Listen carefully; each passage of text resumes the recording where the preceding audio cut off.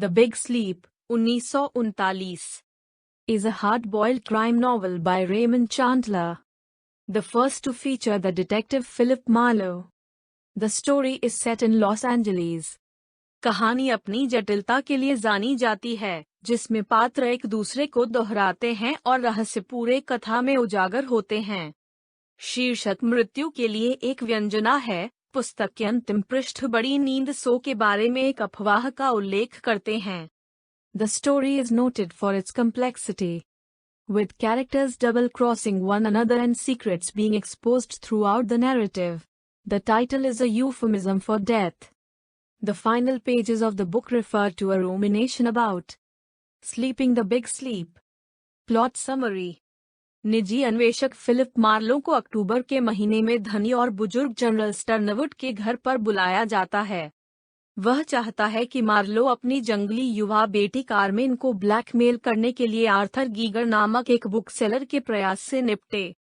वह पहले जो ब्रोडी नामक एक व्यक्ति द्वारा ब्लैकमेल किया गया था। स्टर्नवुड का उल्लेख है कि उसकी दूसरी बड़ी बेटी विवियन एक प्रेम विवाह में रस्टी रेगन नाम के व्यक्ति के साथ है, जो गायब हो गया है। मार्लो के बाहर निकलने पर विवियन को आश्चर्य होता है कि क्या वह रेगन को खोजने के लिए काम पर रखा गया था, लेकिन मार्लो वे नहीं कहेगा। मार्लो ने गीगर की किताबों की दुकान की जांच की और क्लार्क एग्नेस से मुलाकात की।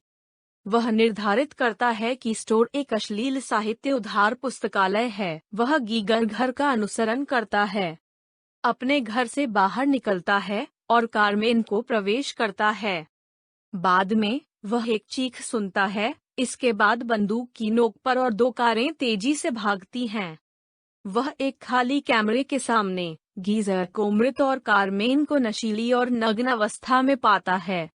वह उसे घर ले जाता है, लेकिन जब वह लौटता है तो गीगर का शव चला जाता है। वह जल्दी से निकल जाता है। अगले दिन पुलिस ने उसे फोन किया और उसे बताया कि स्टर्नवुड्स की कार को एक घाट से खदेड़ा गया था, जिसके अंदर उनके चौपायर्स थे। ऐसा प्रतीत होता है कि कार के पानी में जाने से पहले वह सिर पर मारा गया था। पुलिस यह भी पूछती है कि क्या मार्लो रीगन की तलाश में है। मार्लो ने बुक स्टोर को देखा और अपनी सूची को ब्रोडी के घर ले जाया गया। विवियन अपने कार्यालय में आता है और कहता है कि कार्मेन को पिछली रात से नग्न तस्वीरों के साथ ब्लैकमेल किया जा रहा है। वह एडी मार्स के कसीनो में जुए का भी उल्लेख करता है और स्वयंसेवकों की एडी की पत्नी मोना जंग खाए भागती है। मार्लो ने गीगर के घर को फिर से देखा और कार्मेन को अंदर जाने की कोशिश में पाया। वे तस्वीरों की तलाश में हैं, लेकिन वह रात से पहले गूंगा खेलता है। एडी अचानक प्रवेश करती है। वह कहता है कि वह गीगर का मकान मालिक है और उसकी तलाश कर रहा है।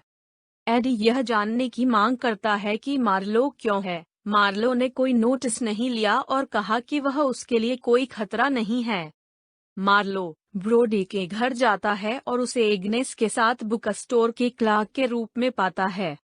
मार्लो ने ब्रोडी को बताया कि वह जानता है कि वे उधार देने वाली लाइब्रेरी को संभाल रहे हैं और नग्न तस्वीरों के साथ कार्मेन को ब्लैकमेल कर रहे हैं।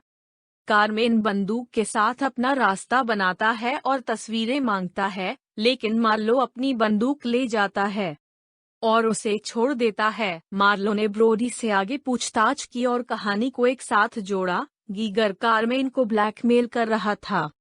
परिवार के चालक अवन टेलर को यह पसंद नहीं आया और इसलिए उन्होंने गीगर में घुसकर हत्या कर दी। फिर कार्मेन की फिल्म ले ली। ब्रोडी घर से बाहर भी भाग रहा था और चालक का पीछा किया, उसे बाहर खटखटाया, फिल्म चुराई और संभवतः कार को घाट से धकेल दिया। अचानक घंटी बजती है और ब्रोडी को गोली मार दी जाती है। मार्लो ने गीगर के पुरुष प्रेमी का पीछा किया और पकड़ लिया, जिसने ब्रोडी को यह सोचकर गोली मार दी कि उसने गीगर को मार दिया। उसने गीगर का शव भी छिपा रखा था, इसलिए पुलिस की हत्या से पहले वह अपना सामान हटा सकता था। मामला खत्म हो गया है, लेकिन रस्टी के लापता होने से मार्लो को नागवार गुजरा। पुलिस स्वीकार करती है कि वह बस मोना के साथ भाग गया था, क्योंकि वह भी गायब है। और चूंकि एडी एक हत्या करने का जोखिम नहीं उठाती है जिसमें वह स्पष्ट संदिग्ध होगा, मंगल मार्लो को अपने कसीनो में बुलाता है और उसे हर चीज के बारे में अचूक लगता है। विवियन भी है और मार्लो उसके और मंगल के बीच कुछ महसूस करता है। वह उसे घर ले जाता है और वह उसे बहकाने की कोशिश करती है, लेकिन वह उसकी बातों को खारिज कर देता है।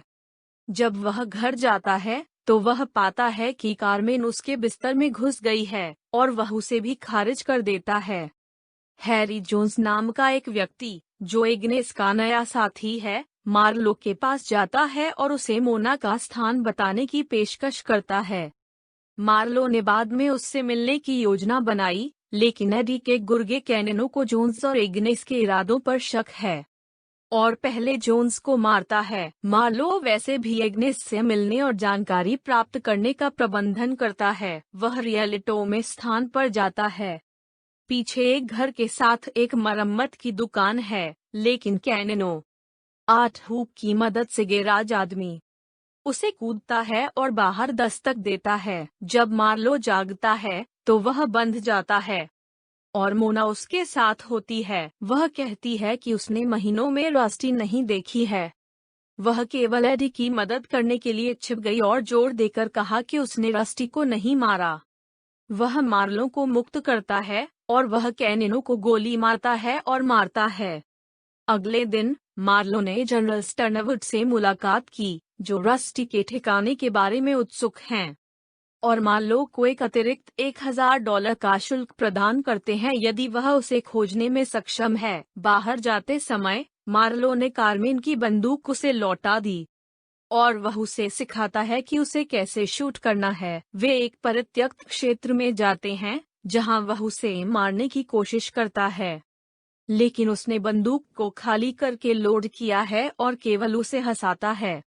झटके से कार्मेन को मिर्गी का दौरा पड़ता है। मार्लो उसे वापस लाता है और विवियन से कहता है कि उसने सच्चाई का अनुमान लगाया है। कार्मेन रस्टी पर आया था और उसने उसे बख्शा, इसलिए उसने उसे मार डाला। एडी, जो जाइगर का समर्थन कर रहा था, ने विवियन को रस्टी के शरीर को निपटाने में मदद करके उसे छुपाने में मदद की।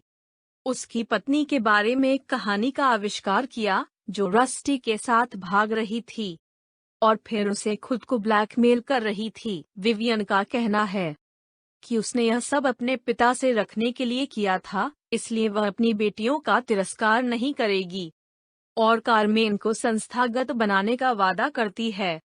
अब मामला खत्म होने के साथ मार्लो एक स्थानीय बार में जाता है और कई डबल स्कॉच का आदेश देता है। पीते समय वह मोना के बारे में सोचना शुरू करता है, सिल्वर विग मंगल, लेकिन उसे फिर कभी नहीं देखता। सारांश का अंत। धन्यवाद।